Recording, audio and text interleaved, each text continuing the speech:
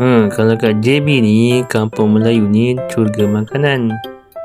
Ini kita nak tengok dekat Medan Selera, Kampung Melayu Majidi, Johor Bahru. Kat sini konsepnya macam dekat R&R. Kita order makanan dan ambil sendiri ya.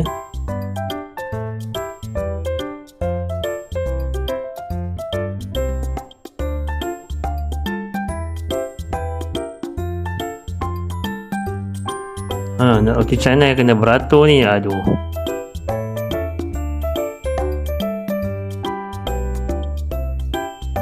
Bangunan ni boleh lepas renovate dulu agak gelap dan suram lah. Jadi dia dah pecahkan blok-blok kedai kat belakang tu. Dia bagi ruang yang terang lah, nampak keluar lah, cahaya boleh masuk.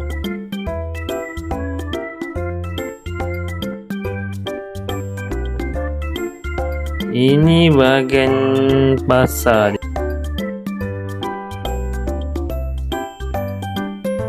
Ini bilai dia nampak dia dah baru kan, nampak bersih lah.